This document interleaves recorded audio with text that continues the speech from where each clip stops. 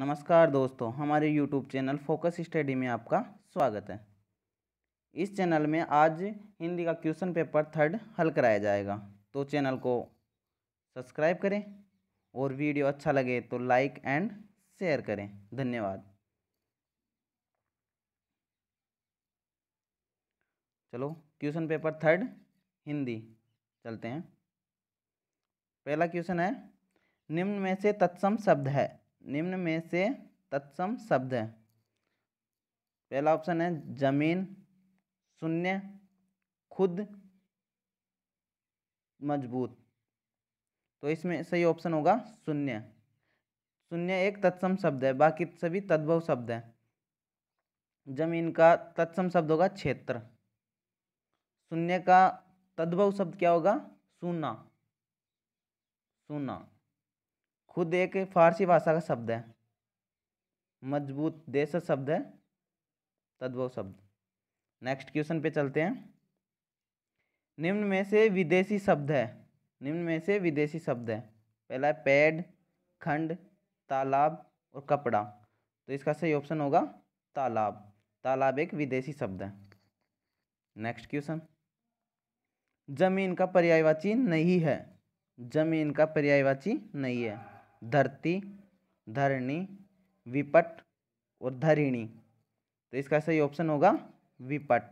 विपट ये पेड़ का पर्यायवाची शब्द है। पेड़ का पर्यायवाची शब्द है। बाकी सभी तीनों जमीन के पर्यायवाची शब्द हैं। चलो नेक्स्ट क्वेश्चन पे चलते हैं। जीवित का विलोम शब्द होगा। जीवित का विलोम शब्द क्या होगा? अजीवंत, अस्थिर, अजीवित, मृत। तो विलोम शब्द किसे कहते हैं? विपरीत अर्थ देने वाले शब्दों को विलोम शब्द कहते हैं। तो इसका सही ऑप्शन होगा मृत।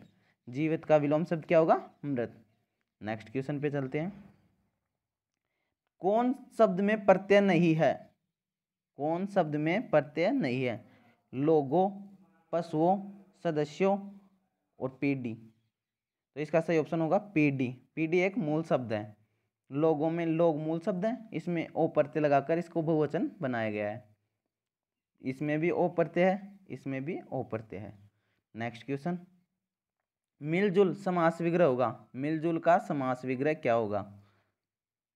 मिलजुल का मिल से जुल, मिल और जुल, मेल जोल, इनमें से कोई नहीं। तो इसका सही ऑप्शन होगा मिल और जुल। इस कौन सा समास है इसमें? द्वंद्व समास। द्वंद्व समास। जिस समास में और आदि आते हों उसे द्वंद्व समास।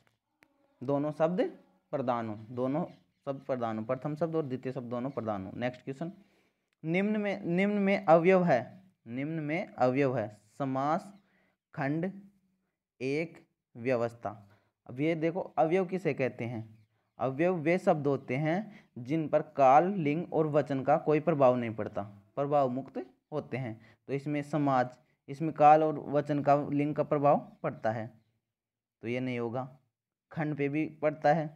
एक ऐसा शब्द है जिस पे काल, वचन और लिंग का कोई प्रभाव नहीं पड़ता, तो ये सही आंसर। हमारा सही आंसर क्या है? एक। बाकी ये तीनों गलत आंसर है। नेक्स्ट क्वेश्चन, प्रमुखापेक्षता का अर्थ है। प्रमुखापेक्षता का अर्थ है, तो ऑप्शन है दूसरों से आशा रखना, पराये मुख अच्छा लगना, पराये मुख की अपेक्षा करना, ईश्वर का मुख। तो इसका सही ऑप्शन होगा दूसरों से आशा रखना। नेक्स्ट क्वेश्चन, कौन शब्द स्त्रीलिंग नहीं है? कौन शब्द स्त्रीलिंग नहीं है? सेवा, भाषा, प्रयोग, हिंदी। तो इसमें सेवा ये भी स्त्रीलिंग शब्द है, भाषा भी स्त्रीलिंग शब्द है, प्रयोग शब्द पुल्लिंग शब्द है, बाकी तीनों स्त्रीलिंग शब्द हैं। नेक्स्ट क्वेश्चन, इस गद्यांश में प्रयुक्त अर्थ शब्द का अर्थ नहीं है। आशय, मतलब, धन और अभिप्राय। तो इसका ये गद्यांश है, इसमें इसका सही ऑप्शन होगा धन। अर्थ का मतलब धन नहीं है गद्यांश के अनुसार, बाकी तीनों है। नेक्स्ट क्वेश्चन, कौन शब्द एक वचन है? कौन शब्द एक वचन है? विचारों, भाषाओं, अक्षय, मनुष्यों।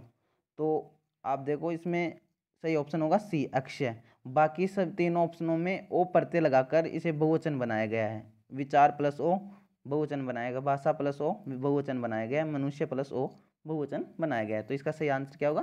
Third option C. Next question, कीमत का बहुवचन है। कीमत का बहुवचन है। पहला ऑप्शन है कीमती, दूसरा कीमतों, कीमतों और कीमत। तो इसका सही आंसर होगा बी आंसर, कीमतों। क्या होगा? B answer. नेक्स्ट क्वेश्चन, माध्यम का बहुवचन है। माध्यम शब्द है, इसका बहुवचन क्या होगा? माध्यमा, माध्यमिक, माध्यम, माध्यमों। तो इसका बहुवचन होगा डी ऑप्शन, माध्यमों। वो प्रत्यय लगाकर बहुवचन बना गया है। नेक्स्ट क्वेश्चन, अक्षय निधि का अर्थ है। अक्षय निधि शब्द का अर्थ है, पहला ऑप्शन है विनाशय रोग, किसी का नाम, कभी खत्म न होने वाली संपत्ति, रोग रहित निधि, रोग रहित निधि। तो इसमें सही ऑप्शन होगा सी ऑप्शन। अक्षय निधि का होगा कभी खत्म न होने वाली संपत्ति। अक्षय का अर्थ होता है जिसका क्षय न हो, जिसका क्षय न हो, और निधि का अर्थ होता है खजाना, यानी कभी खत्म न होने वाला खजाना या कभी खत्म न होने वाली संपत्ति। नेक्स्ट क्वेश्चन, मेरा मित्र राकेश बहुत अच्छा चित्रकार है। इस वाक्य में विधेय है। इस वाक्य में विधेय क्या है? तो इसमें मेरा मित्र चित्रकार, बहुत अच्छा चित्रकार है, बहुत अच्छा। तो इसमें विधेय होगा बहुत अच्छा चित्रकार है। वाक्य में दो होते हैं, विधेय, उद्देश्य और विधेय। उद्देश्य के बारे में जो बात कही जाती है उसे विधेय कहते हैं। तो इसमें उद्देश्य क्या है? मेरा मित्र राकेश। उद्देश्य क्या हुआ? मेरा मित्र राकेश, तो उद्देश्य है। और जो इसके बारे में कहा जा रहा है बहुत अच्छा चित्रकार है, यह विधेय हो गया। तो सही आंसर क्या होगा? सी आंसर सही आंसर होगा। नेक्स्ट क्वेश्चन, सलमा घर जाती है। सलमा घर जाती है। तो इसमें ये सरल वाक्य है, निषेधात्मक वाक्य है, आज्ञार्थक वाक्य है, इच्छार्थक वाक्य है। तो ये इसमें ऑप्शन होगा ए, सरल वाक्य है। सरल वाक्य किसे कहते हैं? जिस वाक्य में एक ही उद्देश्य और एक ही विधेय है। तो इसमें एक ही उद्देश्य और एक ही विधेय है। नेक्स्ट क्वेश्चन चलते हैं, लंका का राजा रावण बहुत विद्वान था। लंका का राजा रावण, इसमें यह अंडरलाइन है, लंका का राजा, ये अंडरलाइन है। तो लंका का राजा रावण, ये अंडरलाइन है ना। तो इस वाक्य में रेखांकित शब्द है रेखांकित शब्द है विशेषण पदबंध, क्रिया विशेषण पदबंध, संज्ञा पदबंध और सर्वनाम पदबंध। तो ये लंका का राजा रावण एक संज्ञा के बारे में कह रहा है। तो इसमें सही आंसर होगा संज्ञा पदबंध। रावण के बारे में बताया जा रहा है, लंका के राजा रावण, तो रावण के बारे में बताया गया, तो संज्ञा पदबंध होगा इसमें। नेक्स्ट क्वेश्चन, पारा उतरना मुहावरे का अर्थ है। पारा उतरना मुहावरे का अर्थ है तापमान कम होना, क्रोध कम होना, बुखार उतरना और सर्दी पड़ना। तो इसका सही आंसर होगा क्रोध कम होना। एक पारा चढ़ना, पारा चढ़ना, इस मुहावरे का अर्थ क्या होगा? पारा चढ़ना, इस मुहावरे का अर्थ होगा गर्मी बढ़ना। क्या होगा? गर्मी बढ़ना, बढ़ना। नेक्स्ट क्वेश्चन, आंखें फेर लेने का अर्थ है दूसरी तरफ देख लेना। आंखें फेर लेने का अर्थ दूसरी तरफ देख लेना, किसी और को चाहना, उदासीन हो जाना, नाराज हो जाना। तो इसका सही ऑप्शन होगा उदासीन हो जाना। बच्चों ये मत समझना किसी और को चाहना, आप तो यही समझोगे किसी और को चाहना नहीं, लेकिन सही आंसर क्या होगा? उदासीन हो जाना। नेक्स्ट क्वेश्चन, कोयले की दलाली में हाथ काले। कोयले की दलाली में हाथ काले का अर्थ है कोयले का व्यापार मत करो, कोयले की दलाली में हाथ गंदे हो जाते हैं, दलाली नहीं करनी चाहिए, और खराब काम का परिणाम खराब होता है। तो इसका ये भी गलत है, ये भी गलत है, ये भी गलत है, ये सही आंसर है। कोई खराब काम का परिणाम भी खराब होता है। नेक्स्ट क्वेश्चन, नेक्स्ट क्वेश्चन, भाषा है। भाषा क्या है? अर्जित संपत्ति, उत्तराधिकार से प्राप्त संपत्ति, ईश्वर प्रदत्त संपत्ति, सहजता योग्यता, सहजात योग्यता। तो इसमें सही आंसर होगा अर्जित संपत्ति। अर्जित संपत्ति है भाषा, क्योंकि भाषा को हम अर्जन किया जाता है, क्योंकि यह पैतृक संपत्ति न होकर अर्जित संपत्ति है, समाज के द्वारा हम अर्जित करते हैं। नेक्स्ट क्वेश्चन, भाषा शिक्षण में बहुमुखी प्रयास का अभिप्राय है। भाषा शिक्षण में बहुमुखी प्रयास का अभिप्राय है। आगमन विधि का प्रयोग, तकनीकी का प्रयोग, सभी विषयों के शिक्षण में भाषा पर बल देना और अनेक अध्यापकों द्वारा भाषा का शिक्षण। तो इसका सही आंसर होगा सभी विषयों के शिक्षण में भाषा पर बल देना। बहुमुखी प्रयास का अर्थ है, बहुमुखी प्रयास का अभिप्राय क्या है, सभी विषयों के शिक्षण में भाषा पर बल देना। नेक्स्ट क्वेश्चन, अनुकरण विधि रचना के लिए उपयुक्त है। अनुकरण विधि रचना के लिए उपयुक्त है। शिशु स्तर पर, उच्च स्तर पर, प्राथमिक स्तर पर, इनमें से कोई नहीं। तो अनुकरण विधि प्राथमिक स्तर पर, सी ऑप्शन सही आंसर है। प्राथमिक स्तर पर अनुकरण विधि उपयुक्त विधि है, रचना विधि।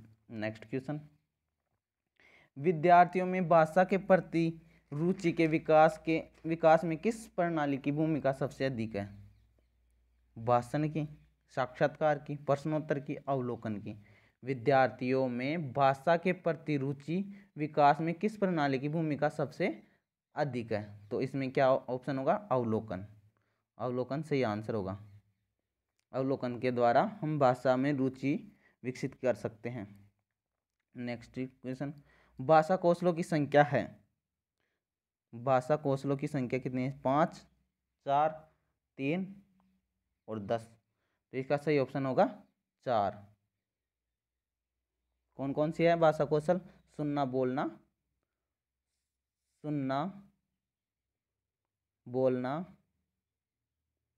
पढ़ना और लिखना।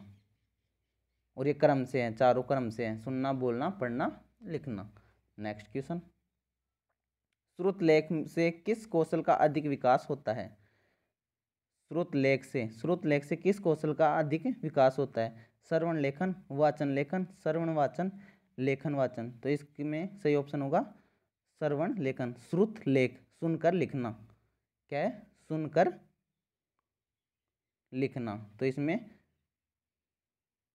इसमें श्रवण और लेखन दोनों का विकास अधिक होता है। नेक्स्ट क्वेश्चन, कौन अशुद्ध वर्तनी का कारण नहीं है? कौन अशुद्ध वर्तनी का कारण नहीं है? लेखन की असावधानी, जलवायु, अशुद्ध उच्चारण, व्याकरण का कम ज्ञान। तो इसमें सही आंसर होगा जलवायु। जलवायु अशुद्धि का कारण नहीं है, बाकी सारे अशुद्धि के कारण हो सकते हैं। नेक्स्ट क्वेश्चन, अच्छी परीक्षा में आवश्यक है। अच्छी परीक्षा में क्या आवश्यक है? विश्वसनीयता, वस्तुनिष्ठता, विभेदीकरण, इनमें से सभी। तो इसका सही आंसर होगा डी ऑप्शन, इनमें से सभी। विश्वसनीयता किसे कहते हैं? विश्वसनीयता होती है प्रत्येक पर्सन का, विश्वसनीयता किसे कहते हैं? समान स्तर की परीक्षाओं में समान उपलब्धि विश्वसनीयता कहलाती है। और वस्तुनिष्ठता प्रत्येक पर्सन का एक ही उत्तर सही होना, प्रत्येक पर्सन का एक ही उत्तर सही होना वस्तुनिष्ठता कहलाती है। विभेदीकरण किसे कहते हैं? विभिन्न स्तर के प्रश्नों का समावेश विभेदीकरण कहलाता है। विभिन्न स्तर के प्रश्नों का समावेश विभेदीकरण, यानी बच्चों में विविधता, प्रतिभाशाली, सामान्य और मंदबुद्धि तीनों प्रकार के बालकों में विभेद कर दे, ऐसा प्रश्न पत्र तैयार करना ना, ये सभी होना प्रश्न पत्र में अच्छी परीक्षा में आवश्यक है। नेक्स्ट क्वेश्चन, मूल्यांकन उपयोगी है। मूल्यांकन उपयोगी है विद्यार्थियों की प्रगति जानने में, विद्यार्थियों की कक्षा उपस्थिति जानने में, विद्यार्थियों के आचरण जानने में, इनमें से सभी। तो इसका सही ऑप्शन होगा फर्स्ट ऑप्शन, विद्यार्थी की प्रगति जानने में। मूल्यांकन उपयोगी क्यों है? विद्यार्थियों की प्रगति जानने में। नेक्स्ट क्वेश्चन, यदि कोई विद्यार्थी अशुद्ध लिखता है तो आप क्या करेंगे, क्या उपचार करेंगे? तो उसको हम करेंगे निदानात्मक परीक्षण, उपचारात्मक परीक्षण, माँ बाप से शिकायत, उसे दंड देंगे। तो इसमें सही ऑप्शन होगा उपचारात्मक शिक्षण। अभी निदानात्मक शिक्षण किसे कहते हैं? यानी अशुद्धि के, यानी किसी भी समस्या के कारण को जानना, कारण को जानना तो निदान कहलाता है। और कारण का निवारण करना, कारण समस्या को दूर करना उपचारात्मक शिक्षण कहलाता है। नेक्स्ट, वीडियो अच्छा लगा हो तो वीडियो को लाइक करें, शेयर करें, और हमारे चैनल को सब्सक्राइब नहीं किया हो तो आज ही सब्सक्राइब करें। धन्यवाद।